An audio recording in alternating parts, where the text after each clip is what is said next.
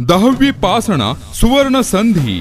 कृषी पदविका कोर्स फक्त 2 वर्षाचा आणि तोही संपूर्ण मराठी माध्यमात एडशी इथे. कोर्स नंतर कृषी सहाय्यक, ग्रामसेवक, कृषी कंपन्यांमध्ये हमखास नोकरीची संधी. स्वतःचा खते बी बियाणे विक्रीचा व्यवसाय सुरू करा आत्मविश्वासाने. संपर्क श्री शिवाजी शिक्षण प्रसारक मंडळ संचलित कृषी तंत्र विद्यालय येडशी. मोबाईल 90 11 27 47 39. नमस्कार विद्यार्थी मित्रांनो, आपण कालच्या तासाला एन्थुरियम, त्याच पद्धतीने जरबेरा, ऑर्किड, गुलाब इत्यादी पिकावर पडणाऱ्या किडी आणि रोग याचा अभ्यास केलेला आहे. तर या पिकापैकी गुलाबावर पडणाऱ्या किडींचा पण अभ्यास केलेला आहे, विचार केलेला आहे. तर या गुलाबावर पडणारे जे रोग आहेत ते आपले राहिलेले आहेत. तर पाहूया गुलाबावर पडणारे रोग, याची लक्षणे, त्यावरती करावयाच्या उपाययोजना. तर गुलाबावरती भुरी या रोगाचा प्रादुर्भाव झालेला दिसून येतो. स्पॅरोथिका पॅनोसा या बुरशीचा प्रादुर्भाव गुलाबाच्या झाडावरती होतो. पानं जी आहेत ती पांढरी पडतात आणि सर्वत्र हा रोग पसरून संपूर्ण झाड पांढरं पडतं आणि निश्चितच झाडाची वाढ खुंटली जाते, झाडं वाळून जातात. प्रति हेक्टरी रोपांची संख्या कमी होते, उत्पादनामध्ये घट येते. निश्चितच गुलाबाचे शेंडे जे आहेत ते, तसंच पाने, कळ्या ह्या सुद्धा पांढऱ्या पडलेल्या दिसून येतात आणि अतोनात नुकसान झालेलं आढळतं आपल्याला. तर या गुलाबावरील भुरी रोगाच्या नियंत्रणासाठी आपण कार्बेंडेन्झिम 10 ग्रॅम घ्यायचं आहे किंवा डिनोकॅप हे बुरशीनाशक 10 मिली घ्यायचं आहे आणि ते 10 लिटर पाण्यामध्ये मिसळून त्याची फवारणी आपण गुलाब झाडावरती करू शकतो. किंवा लाईम सल्फर 22% SC 25 ग्रॅम घ्यायचं आहे, ते 10 लिटर पाण्यामध्ये मिसळून त्याचीही फवारणी आपण गुलाब झाडावरती करून या भुरी रोगापासून आपल्या गुलाब पुष्पाचा झाडाचा बचाव करू शकतो. त्यानंतर काळे ठिपके या रोगाचाही प्रादुर्भाव गुलाबाच्या झाडावरती झालेला दिसून येतो. निश्चितच हा बुरशीजन्य रोग आहे. डिप्लोकॉर्पॉन रोझी या बुरशीचा प्रादुर्भाव होतो आणि त्या बुरशीच्या प्रादुर्भावामुळं पानावरती काळे ठिपके पडलेले दिसून येतात आणि निश्चितच हे ठिपके जे आहेत ते 5 मिलीमीटर एवढ्या आकाराचे असतात. हे ठिपके नंतर वाढत जातात, संपूर्ण पानं जी आहेत ती काळी पडतात, म्हणून त्याला काळे ठिपके रोग असं म्हटलेलं आहे. आणि निश्चितच पानावरती ठिपके पडल्यामुळं अन्ननिर्मिती, झाडाची वाढ आणि उत्पादन याच्यामध्ये घट झालेली दिसून येते. तसंच तिसरा रोग आहे गुलाबावरील, तो म्हणजे फांदीमर. तर मित्रांनो, हा फांदीमर जो रोग आहे तर हा सुद्धा बुरशीजन्य रोग आहे. कोलिटोट्रिकम ग्लिओस्पोराइड्स व फुजॅरियम स्पे अशा 2 बुरशामुळं या फांदीमर या रोगाचा प्रादुर्भाव गुलाबाच्या झाडावरती झालेला दिसून येतो. फांद्या ज्या आहेत ते वाळतात किंवा मरतात आणि म्हणजेच शेंड्याकडून खालच्या दिशेनं फांद्या वाळत येतात आणि फांद्या वाळल्यामुळे निश्चितच त्याला नवीन फुटवे येत नाहीत आणि गुलाबाचं झाड प्रति हेक्टरी उत्पादन घटलेलं दिसून येतं. म्हणून या बुरशीजन्य रोगाचे आपण नियंत्रण करण्याची गरज आहे. निश्चितच या गुलाबावरती करपा या रोगाचाही प्रादुर्भाव झालेला दिसून येतो. पानावरती फ्रॅगमिडियम मिक्रोनेट्स या बुरशीचा प्रादुर्भाव झालेला दिसून येतो. फांद्या ज्या आहेत त्या करपलेल्या दिसतात, पानं करपतात आणि संपूर्ण झाड करपलं जातं, वाळतं आणि निश्चितच प्रति हेक्टरी झाडांची संख्या कमी राहते, उत्पादनामध्ये घट येते.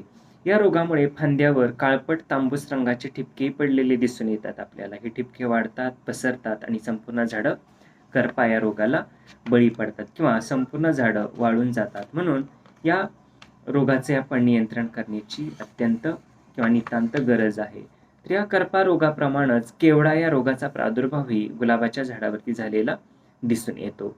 ग्लोमेरोला सिंगुलेटा या बुरशीमुळं निश्चितच पानावरती आपल्याला पिवळे ठिपके पडलेले दिसून येतात, म्हणजे पानं पिवळी पडतात. तसंच कळ्या आणि पाकळ्या यावर सुद्धा या केवडा रोगाचा प्रादुर्भाव दिसून येतो. पानं पिवळी पडतात, शेंडे तसंच कळ्यांची वाढ खुंटते आणि पूर्णतः झाड करपलेलं दिसून येतं आणि निश्चितच उत्पादनामध्ये घट येते. म्हणून या केवडा रोगाचे नियंत्रण करण्याची आवश्यकता आहे. तर या सर्व जे रोग आपण पाहिलेले आहेत, करपा आहे, केवडा आहे, तसंच भुरी रोग आहे, तर या रोगाच्या नियंत्रणासाठी आपण बुरशीनाशकाची फवारणी करणं गरजेचं आहे.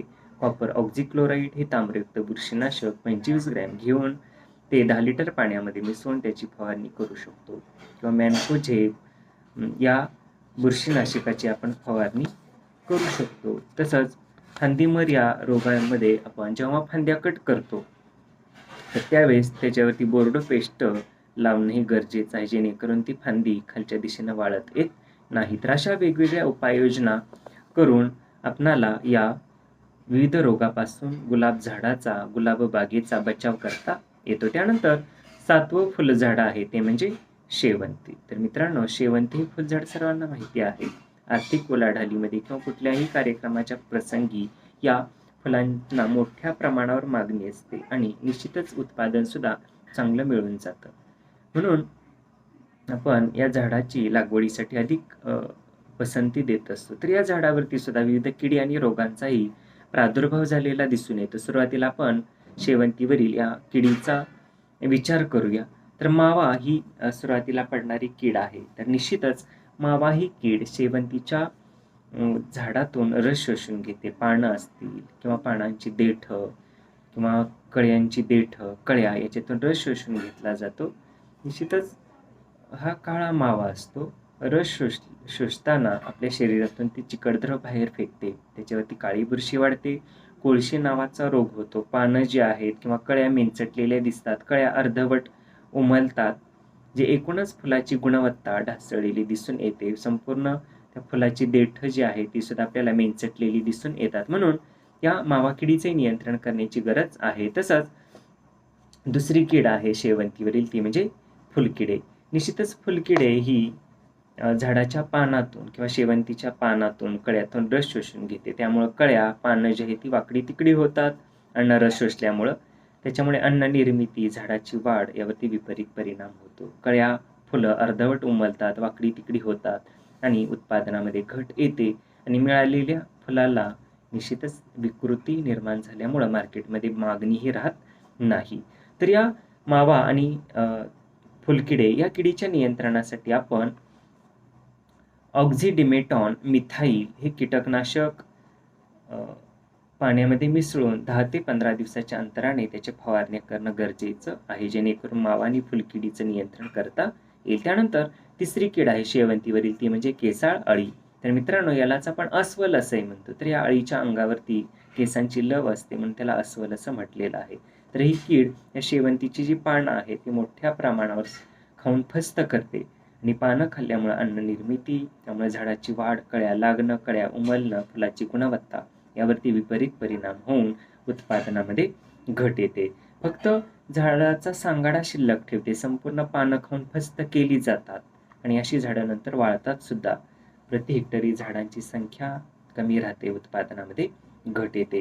आणि या केसाळ अळीचं म्हणजे अस्वलाचंही नियंत्रण करणं गरजेचं आहे. त्याच्यासाठी क्विनॉल-फॉस 20 मिली घ्या, ते 10 लिटर पाण्यामध्ये मिसळून त्याची फवारणी आपण शेवंती पिकावरती करून या केसाळ अळीचं नियंत्रण करू शकतो. किंवा जैविक उपाय म्हणजे 5% निंबोळी अर्काची फवारणी करूनही या केसाळ अळीचं नियंत्रण आपल्याला चांगल्या पद्धतीने करता येतं.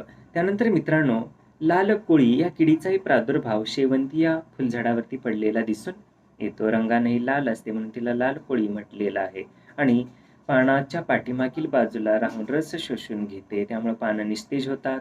त्यामुळे कळ्या लागणं, कळ्या उमलणं, फुलाची गुणवत्ता यावरती विपरीत परिणाम होतो. तसंच कोळी आहे, ही लाल कोळी असल्यामुळं ही कीड झाडावरती जाळं सुद्धा तयार करते. त्याच्यामुळे झाडाच्या वाढीवरती विपरीत परिणाम झालेला दिसून येतो. पानं पिवळी पडतात, झाड सुकू लागतं, कळ्यांची वाढ खुंटली जाते, कळ्या पूर्ण न उमलता अर्धवट उमलल्या जातात. त्यामुळं फुलं जी आहे ती चांगल्या गुणवत्तेची मिळत नाहीत.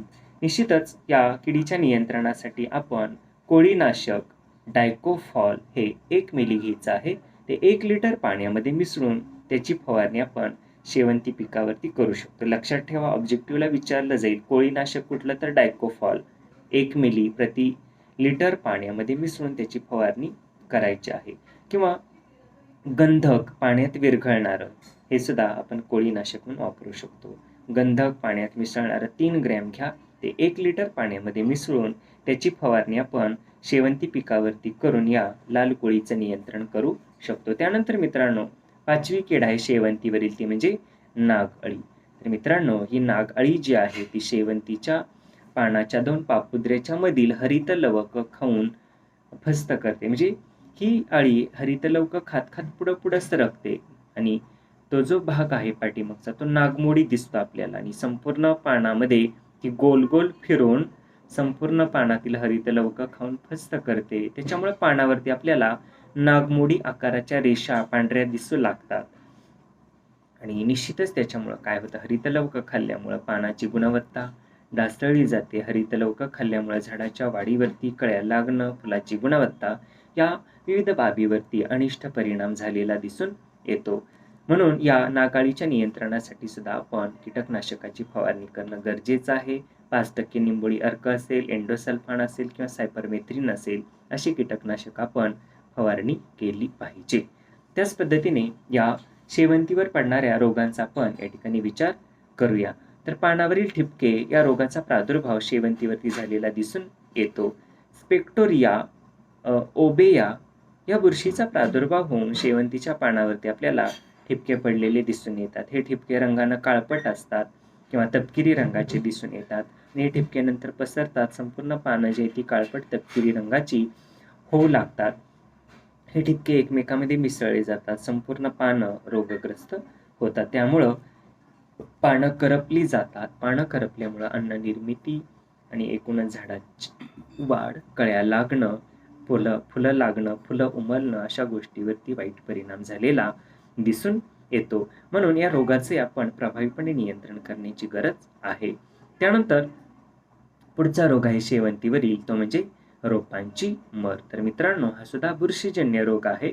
फुजेरियम स्पे व ऑक्झिस्पोरम या बुरशीचा प्रादुर्भाव या शेवंतीच्या मुळ्यावरती होऊन मुळ्यांचं कार्य थांबलं जातं. मुळ्या ज्या आहेत त्या कुजतात किंवा जळतात आणि निश्चितच त्याच्यामुळं अन्नवहनाच्या कार्यामध्ये व्यत्यय येतो किंवा अडथळा येतो आणि झाड परिणामतः मलूल होतं, सुकतं आणि झाडं मेलेली दिसून येतात. त्याला रोपांची मर असं म्हटलेलं आहे.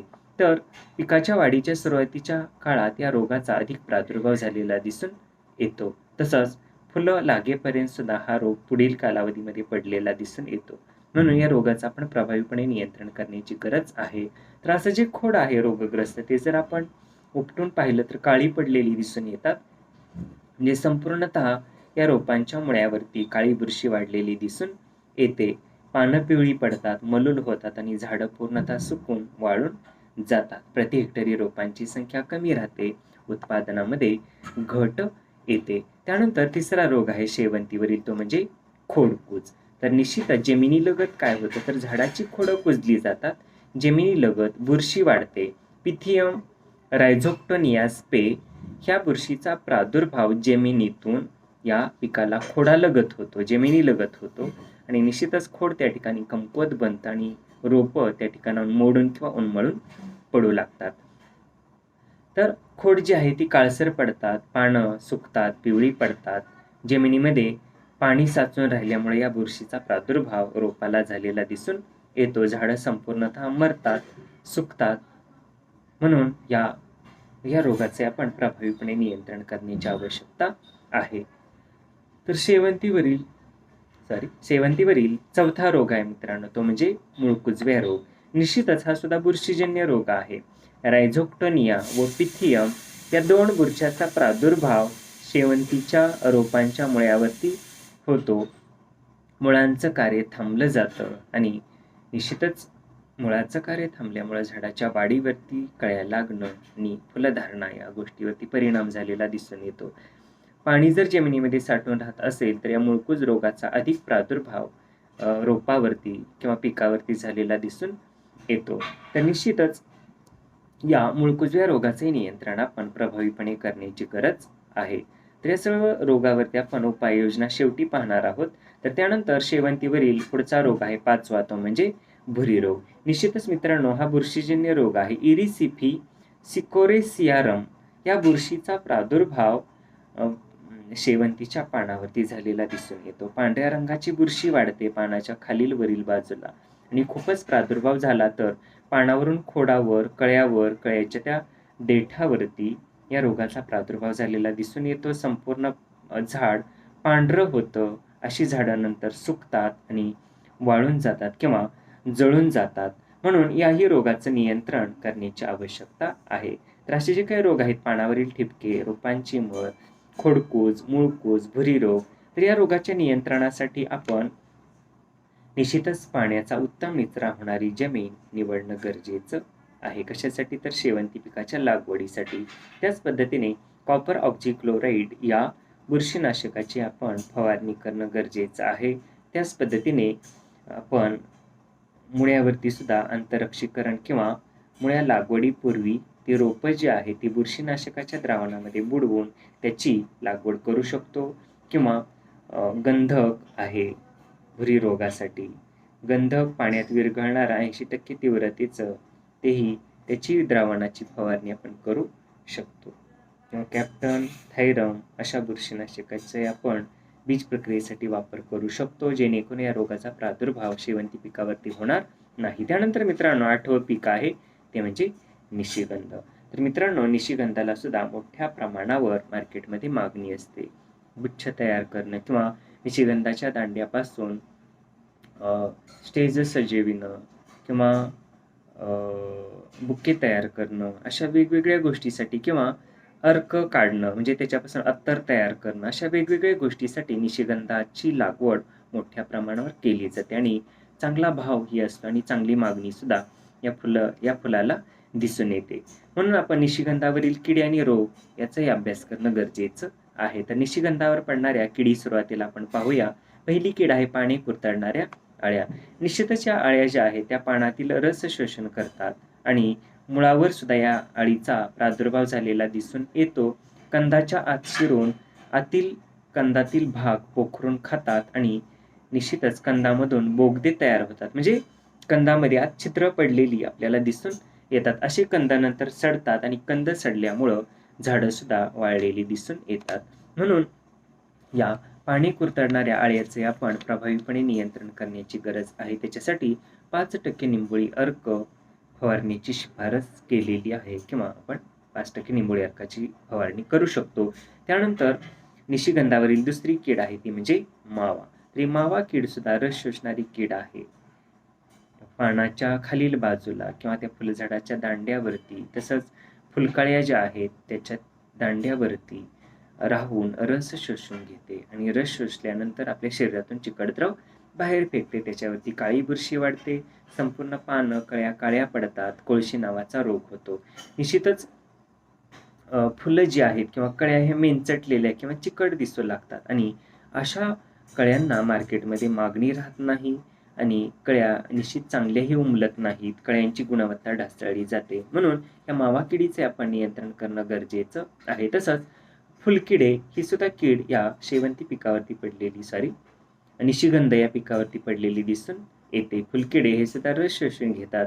रस शोषल्यामुळे झाडाची पाने तसंच ज्या कळ्या आहेत त्या निस्तेज होतात. कळ्याची गुणवत्ता ढासळली जाते. अशा कळ्या टिकायला कमी किंवा टिकण्यासाठी किंवा अशा ज्या कळ्या आहेत त्या तोडल्यानंतर कमी प्रमाणात किंवा कमी कालावधीमध्ये त्यांची नासाडी होते किंवा टिकत नाहीत. म्हणून या फुलकिडीचे नियंत्रण करणं गरजेचं आहे. निश्चितच मावा, फुलकिडे या किडीसाठी आपण 5% निंबोळी अर्क फवारून या दोन्ही किडीचं नियंत्रण करू शकतो.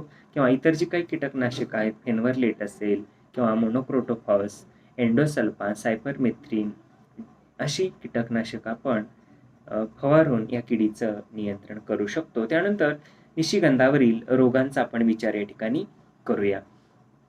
निश्चितच निशिगंधावरती खोडकूज नावाच्या रोगाचा प्रादुर्भाव झालेला दिसून येतो. हा बुरशीजन्य रोग आहे.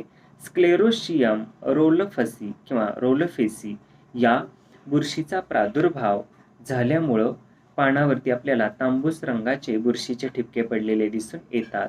पानाचा रंग फिकट हिरवा होतो आणि काही दिवसांनी रोगट पाने गळून पडतात आणि निश्चितच पुन्हा खोडावरती सुद्धा या रोगाचा प्रादुर्भाव होऊन खोड कुजतं, झाडं उन्मळून पडतात, म्हणून त्याला खोडकूज रोग असं म्हटलेलं आहे. त्यानंतर दुसरा रोग आहे निशिगंधावरील, तो म्हणजे कंदकूज. तर हा सुद्धा बुरशीजन्य रोग आहे मित्रांनो. फुजेरियम ऑक्झिस्पोरम या बुरशीचा प्रादुर्भाव निशिगंधाच्या कंदाला होतो. असे कंद नंतर सडतात किंवा कुजतात, त्यालाच कंदकूज असं म्हटलेलं आहे. आणि कंद कुजल्यानंतर झाडं पूर्णतः मरतात किंवा झाडं उन्मळून पडतात. पाण्याचा निचरा न होणारी जमीन जर आपण निवडली असेल निशिगंधाच्या लागवडीसाठी, तर त्यामध्ये सुद्धा आपल्याला कंदकूज रोगाचा प्रादुर्भाव अधिक प्रमाणात झालेला दिसून येतो. निश्चितच या दोन्ही रोगाच्या नियंत्रणासाठी आपण उपाययोजना करण्याची गरज आहे. कॉपर ऑक्झिक्लोराईड हे ताम्रयुक्त बुरशीनाशक फवारा किंवा जमिनीमध्ये त्याचं ड्रेचिंग आपण करू शकतो. पाण्याचा उत्तम निचरा होणारी जमीन निशिगंध पिकाच्या लागवडीसाठी निवडणं गरजेचं आहे.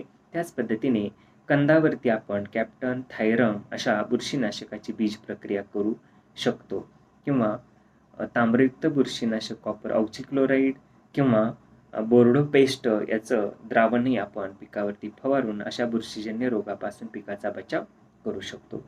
त्यानंतर 9वं पीक आहे मित्रांनो ॲस्टर. तर ॲस्टर या फुलझाडाची लागवडही मोठ्या प्रमाणावर केली जाते. मार्केटमध्ये चांगली मागणी असते. विविध कार्यक्रम प्रसंगी या फुलाची विक्री जास्त प्रमाणात होत असते आणि पॉलीहाऊसमध्ये किंवा काचगृहामध्ये हे पीक लागवडीसाठी उत्तम आहे. तर या पिकावरती पडणाऱ्या किडी आणि रोगाचा आपण विचार करणं गरजेचं आहे, जेणेकरून आपलं नुकसान होणार नाही. तर सुरुवातीला किडी आपण पाहूया.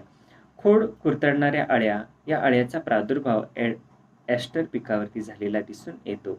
तर ह्या ज्या अळ्या आहेत त्या खोड पोखरतात, त्याच्यामुळे निश्चितच जमिनीलगत खोड कुरतडल्यामुळं झाडं तिथूनच उन्मळून पडतात किंवा वाळून जातात आणि प्रति हेक्टरी रोपं झाडं कमी राहतात, उत्पादनामध्ये घट येते. तर या खोड कुरतडणाऱ्या अळीच्या नियंत्रणासाठी आपण निश्चितच सापळा तयार करणं गरजेचं आहे. त्याच्यासाठी आपण या ॲस्टरच्या प्लॉटमध्ये 2 ओळीच्या मध्ये गवताचे ढीग करून ठेवायचे आहेत, जेणेकरून ही खोड कुरतडणारी अळी त्या ढिगामध्ये लपून बसते आणि नंतर असे ढीग आपण उचलून या अळीचा नायनाट करू शकतो. त्यानंतर दुसरी कीड आहे ॲस्टरवरील, ती म्हणजे मावा आणि फुलकिडे म्हटलेलं आहे. तर निश्चितच मावा ही कीड सुद्धा रस शोषणारी कीड आहे. ॲस्टर पिकाच्या खोडातून, पानातून, देठातून किंवा कळ्यातून रस शोषून घेते. आपल्या शरीरावाटेची कडद्रव बाहेर फेकते. त्यामुळे पानं, कळ्या काळी पडतात, वेंचटलेले होतात, चिकट होतात आणि निश्चितच कळ्या नीट उमलत नाहीत. रस शोषल्यामुळे झाडं मलूल होतात, फुलाची गुणवत्ता ढासळली जाते. तर या मावा किडीप्रमाणेच फुलकिडे सुद्धा रस शोषून घेतात. रस शोषल्यामुळं पानं निस्तेज होतात, कळ्या उमलणं आणि निश्चितच फुलाची गुणवत्ता ही ढासळली जाते. तर मावा आणि फुलकिडे या किडीच्या नियंत्रणासाठी सुद्धा आपण उपाययोजना करणं गरजेचं आहे. त्याच्यासाठी 5% निंबोळी अर्क फवारणं आवश्यक आहे किंवा कीटकनाशक फिनॉल्फॉस, सायपरमेथ्रिन, परमेथ्रिन, एंडोसल्फान अशी कीटकनाशक आपण फवारणं आवश्यक आहे. त्यानंतर पाणी खाणाऱ्या अळ्या, या अळ्याचाही प्रादुर्भाव ॲस्टर पिकावरती झालेला दिसून येतो. निश्चितच या अळ्या पानं खाऊन फस्त करतात. फक्त झाडाचा सांगाडा शिल्लक राहतो. पानं खाल्ल्यामुळं अन्न निर्मिती, झाडाची शाखीय वाढ आणि उत्पादक वाढ यावरती विपरीत परिणाम झालेला दिसून येतो. म्हणून या पाने खाणाऱ्या अळीचे आपण नियंत्रण करणं गरजेचं आहे. त्याच्यासाठी सुद्धा आपण 5% निंबोळी अर्क ॲस्टर पिकावरती फवारून ह्या अळीचं नियंत्रण करू शकतो. किंवा जर प्रभावीपणे नियंत्रण होत नसेल किंवा खूप प्रादुर्भाव झालेला असेल किडीचा, तर रासायनिक कीटकनाशकाची फवारणी करणं आवश्यक आहे. त्यानंतर ॲस्टरवरील रोग याचा आपण विचार करूया. तर ॲस्टरवरती रोगाचाही प्रादुर्भाव झालेला दिसून येतो. फुजेरियम, रायझोक्टोनिया, फायटोपथोरा अशा बुरशांचा प्रादुर्भाव रोपांच्या मुळावरती होतो.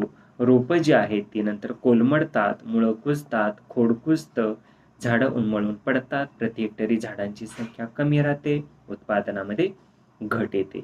म्हणून या रोगाचे नियंत्रण, रोगाचं नियंत्रण आपण प्रभावीपणे करण्याची गरज आहे. त्याच पद्धतीने पानावरील ठिपके याही रोगाचा प्रादुर्भाव ॲस्टर पिकावरती झालेला दिसून येतो. अल्टरनेरिया, सर्कोस्पोरा, बोट्रायटिस अशा 3 प्रकारच्या बुरशीचा प्रादुर्भाव पानावरती होतो. पांढरी बुरशी पानावरती, पांढरट किंवा तांबटसर बुरशी पानावरती वाढलेली दिसून येते. तसंच तपकिरी रंग सुद्धा पुन्हा नंतर या बुरशीचा होऊ लागतो. पानं करपून जातात, संपूर्ण झाड करपतं.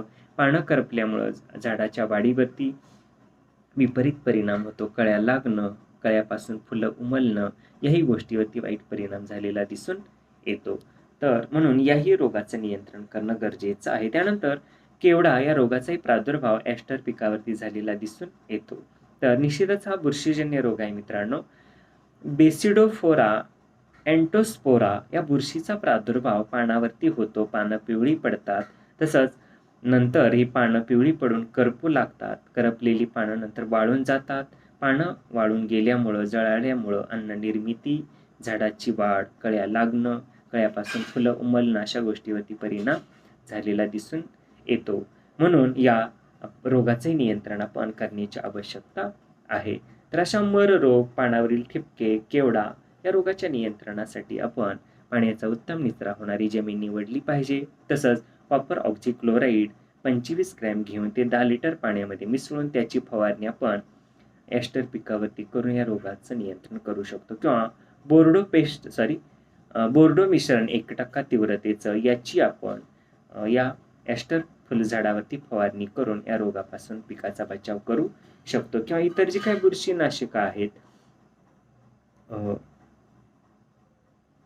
तर त्याची आपण झाडावरती फवारणी करून या रोगापासून पिकाचा बचाव करू शकतो. त्यानंतर मित्रांनो 10वं पीक आहे ते म्हणजे झेंडू. तर झेंडू पिकाला सुद्धा मित्रांनो मोठ्या प्रमाणावर मागणी असते. दसरा, दिवाळी किंवा वेगवेगळ्या समारंभाच्या प्रसंगी झेंडूला खूप मागणी असते. झेंडूचा मोठ्या प्रमाणावर उपयोग केला जातो. म्हणून या झेंडूवर पडणारे किडी आणि रोग याचा आपण विचार करणं गरजेचं आहे, जेणेकरून उत्पादन वाढण्यासाठी आपल्याला मदत होऊ शकते किंवा होते. तर झेंडूवरती लाल कोळी या किडीचा प्रादुर्भाव झालेला दिसून येतो. रंगानेही लाल असते म्हणून तिला लाल कोळी असं म्हटलेलं आहे.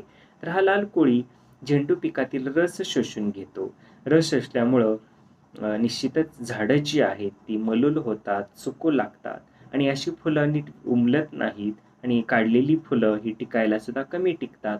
म्हणून या झेंडूवरील या लाल कोळीचं नियंत्रण करण्याची गरज आहे. त्याच्यासाठी गंधक 80% तीव्रतेचं पाण्यात विरघळणारं घेऊन त्याची फवारणी आपण झेंडू पिकावरती करून या लाल कोळीचं नियंत्रण करू शकतो. किंवा डिनोकॅप आहे कोळी नियंत्रणासाठी.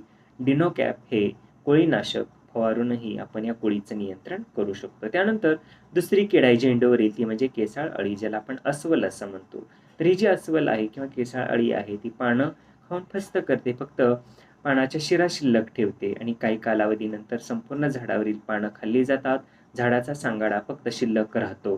त्यामुळे अन्न निर्मिती, कळ्या लागणं, कळ्या उमलणं, झाडाची वाढ, निश्चितच उत्पादक वाढ अशा गोष्टीवरती विपरीत परिणाम झालेला दिसून येतो. म्हणून या अळीचे नियंत्रण करणं गरजेचं आहे. त्याच्यासाठी 5% निंबोळी अर्क तयार करून त्या निंबोळी अर्काची फवारणी झेंडू पिकावरती आपण करू शकतो. त्यानंतर झेंडू पिकावरील तुडतुडे या किडीचाही प्रादुर्भाव झालेला दिसून येतो.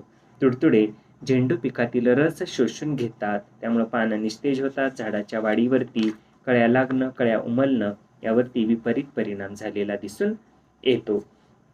तर अशा ज्या वेगवेगळ्या किडी आहेत तर त्यावरती आपण 5% निंबोळी अर्क फवारून त्याचं नियंत्रण करू शकतो. किंवा सायपरमेथ्रिन, फिनॉल्फॉस, एंडोसल्फान अशा कीटकनाशकाची फवारणी आपण करू शकतो. त्यानंतर या झेंडूवर पडणाऱ्या रोगांचा आपण विचार करूया. 2च रोग आहेत, मूळ कुजवे आणि पानावरील ठिपके. तर मूळ कुजवे हा रोग बुरशीजन्य रोग आहे.